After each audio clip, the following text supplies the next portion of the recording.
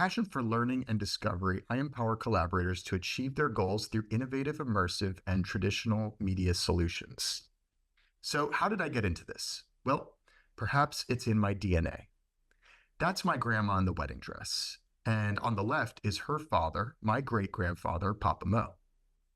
Papa Mo was pretty tech savvy. He loved gadgets and was first on the block to own a color TV. He'd wear a bunch of wristwatches on the same arm at the same time. Some of those watches even had radios built in.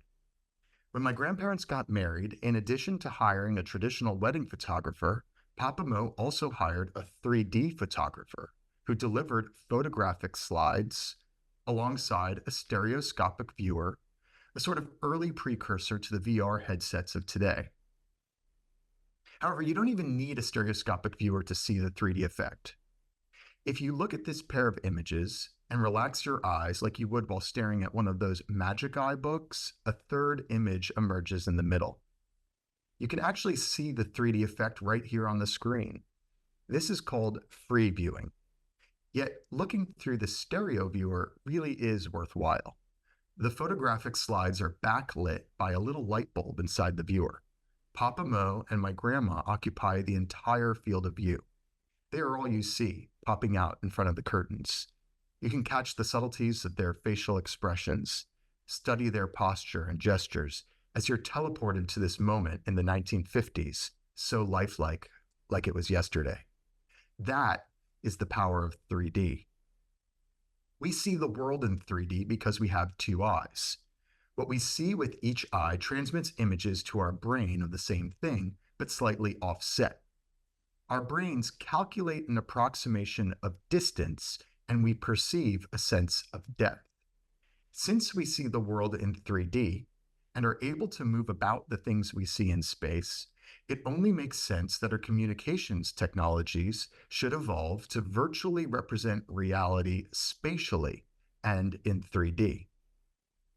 Today, we're going to focus on how spatial storytelling and VR filmmaking are used to educate, entice, and entertain. And at the end, I'd love to learn how you all could imagine this technology being used to enhance employer branding. First, a bit of history. How has the technology evolved? From the earliest days of photography, we had stereoscopic cameras with two lenses offset at a distance similar to the distance between our eyes. Many famous early photographs were actually shot with stereoscopic cameras and observed with special stereo viewers.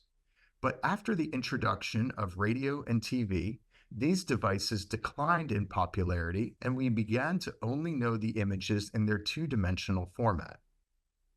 Yet in the decades to come, experimentation in 3D continued at the cinema, while the military and NASA created virtual simulations for enhanced training and spatial awareness.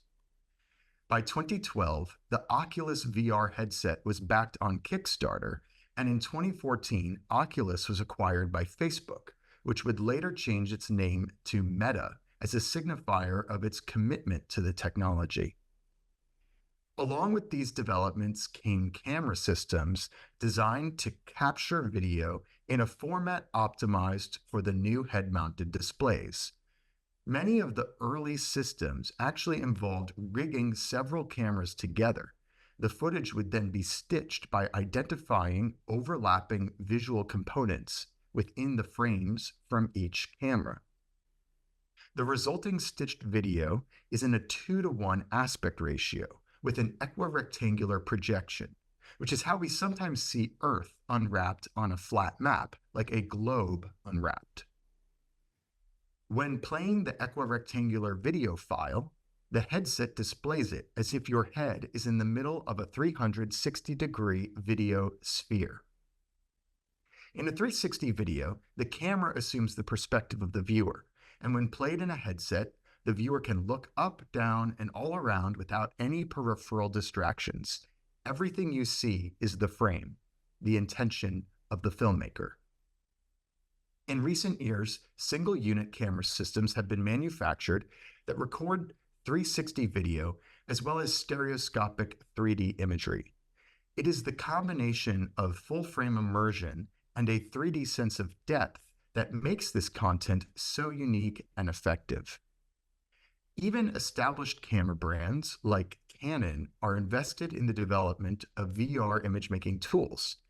This stereoscopic lens from Canon integrates the Canon camera bodies and are thus compatible with more standard cinema accessories and lighting setups, equipment that has been developed since the turn of the last century as part of the filmmaker's essential toolkit.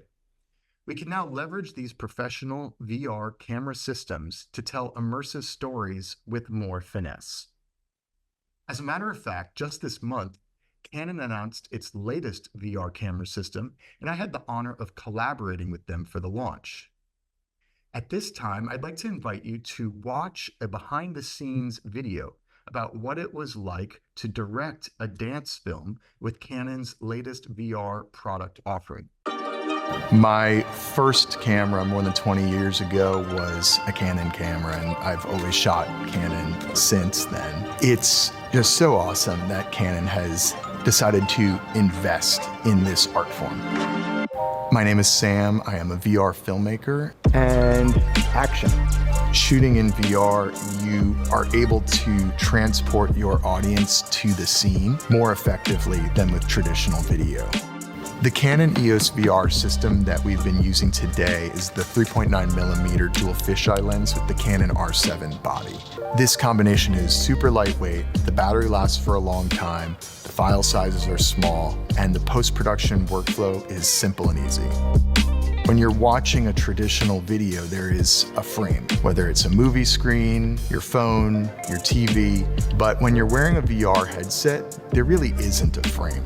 So there are no peripheral distractions. Everything you see is the intention of the filmmaker. I think that that psychological effect is really powerful and can inspire a whole different range of emotions than in non-immersive filmmaking.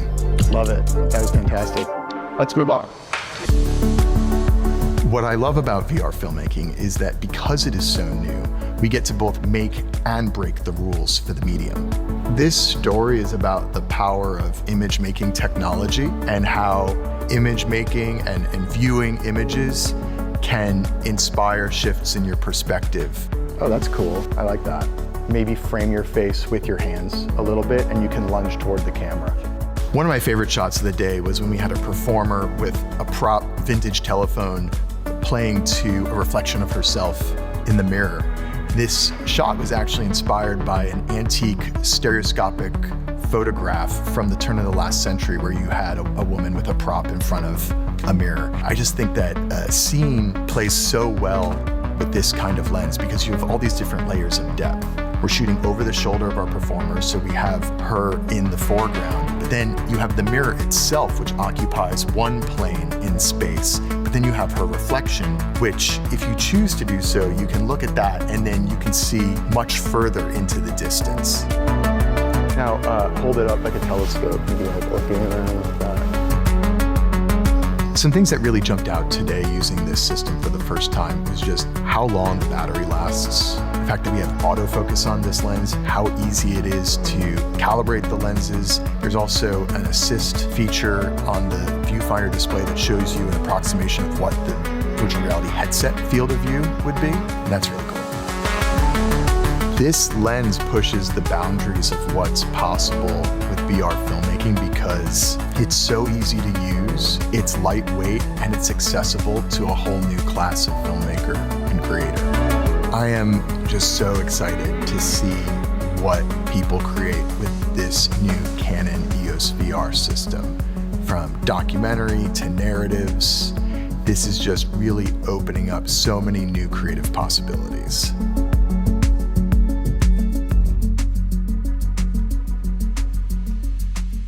Thank you so much for watching that piece. It was really an honor to collaborate with Canon on the project, and I'm eager to see what folks create with the lens. One thing I'm confident about is that the accessibility of this new system will open up many new use cases, especially in education and training. Studies by PricewaterhouseCoopers and Accenture show that VR education reduces training time and increases learning retention. Employees and students trained with VR are more confident in applying what they've learned, and they have more fun while doing so. Socialize VR is the first virtual reality experience to use live actors and data reporting to help neurodiverse young adults to sustain meaningful social connections. The curriculum blends behavioral therapy with innovative virtual reality technology to promote eye contact and timed pro-social responses. With Socialize VR, an immersive VR application couples with interactive narratives, allowing users to choose how they'd like to respond to a series of challenges. In these kinds of training experiences, interactive branching narratives are constructed, like a choose your own adventure story. Another example of this sort of soft skills training is with Ascenda. Ascenda deploys carefully selected social workers to facilitate resolutions to domestic situations. We filmed live action VR scenarios to help train new social workers how to engage with clients and navigate home visits. Of course, VR is also helpful to train for technical, spatially oriented procedures as well. Studies by Deloitte and others show that in manufacturing, VR can improve assembly line performance, reduce on-the-job accidents, and increase efficiency, leading to substantial cost savings. During the pandemic, Oatly was opening a new factory in Utah, but was unable to travel its associates to the existing factory in New Jersey for training. So we created a digital twin of the New Jersey Oatly factory, which was used by associates to train virtually so that they could hit the ground running when the new facility opened up.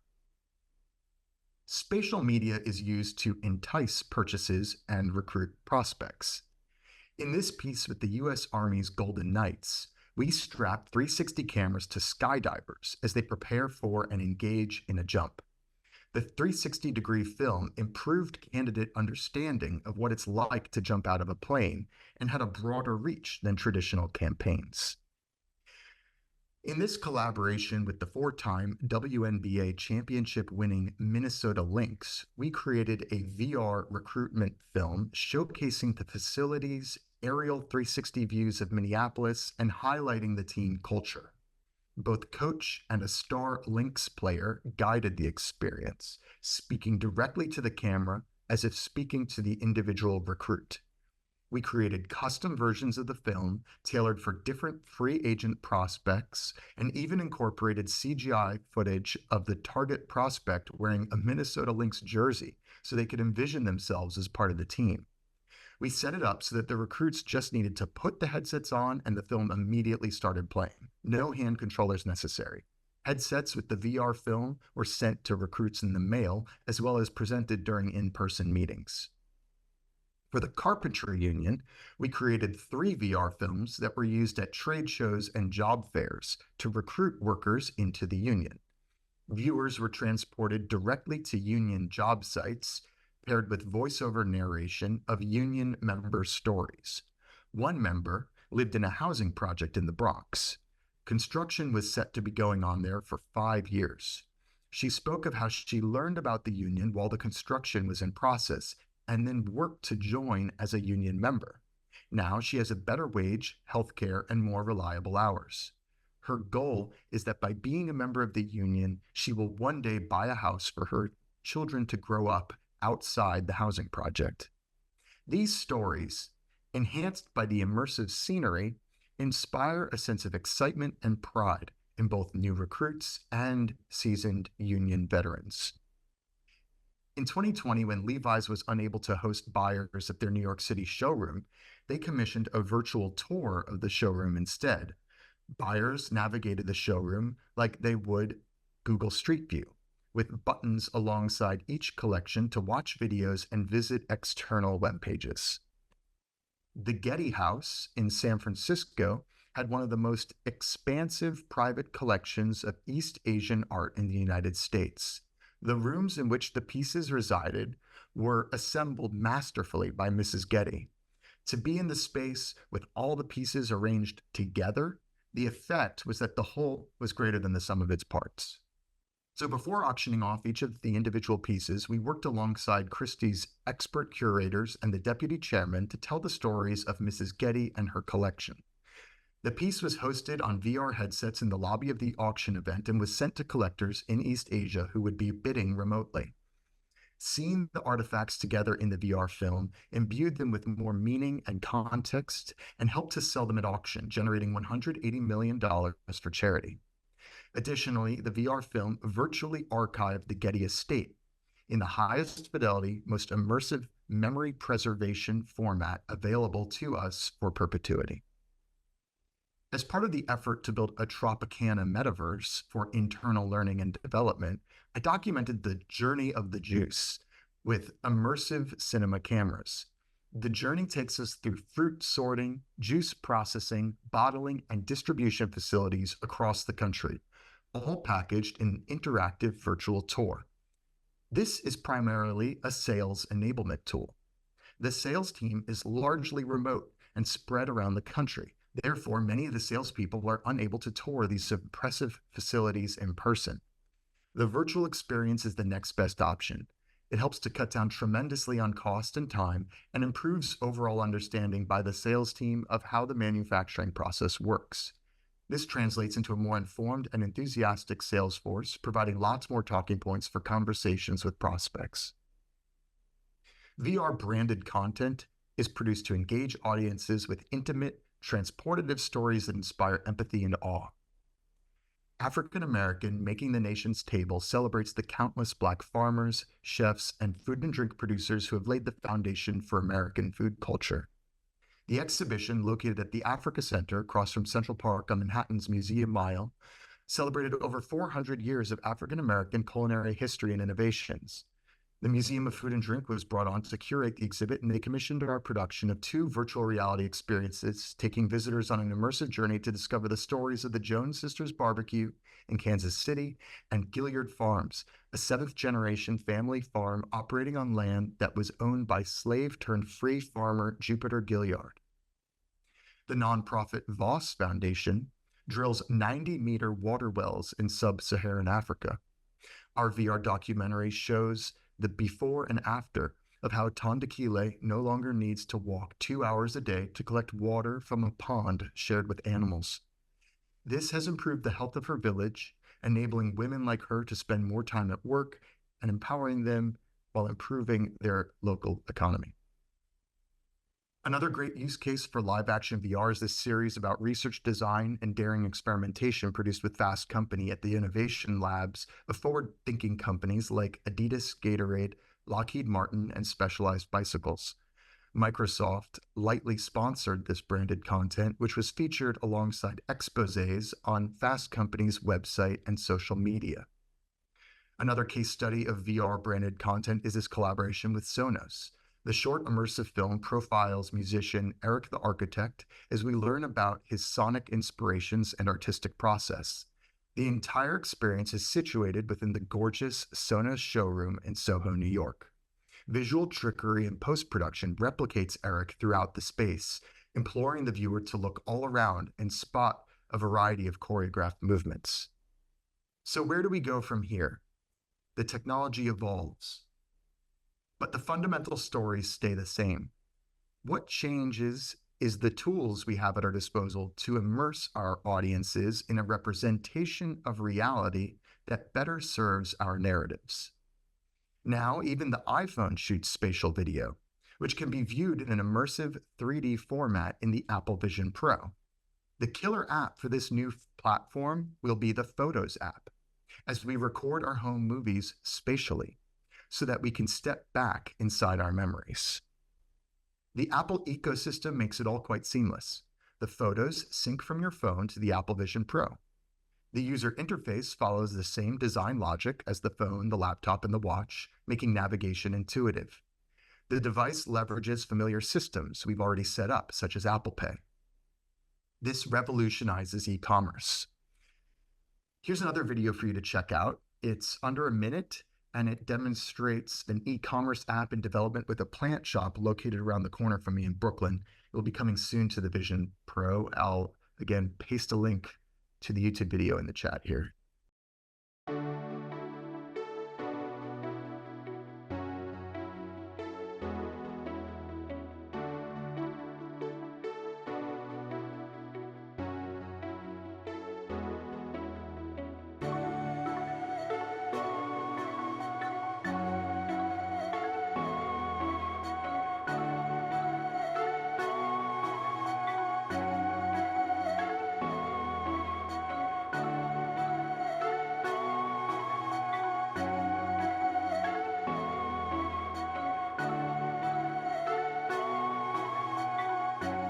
This is the Monstera pinatipartita, which is a really fun name to say.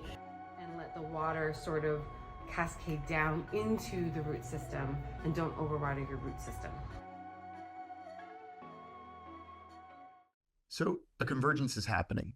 All the various media formats can be displayed in tandem in an augmented space, 2D images with spatial video alongside 3D models. It's up to us to make sense of it all, to tell the best stories. Thank you again for inviting me to meet with you today and share these thoughts. And at this time, I'm happy to answer any questions. And as I mentioned at the top, I am curious to learn how you all feel these techniques could be used to enhance employer branding in a meaningful way. Thank you.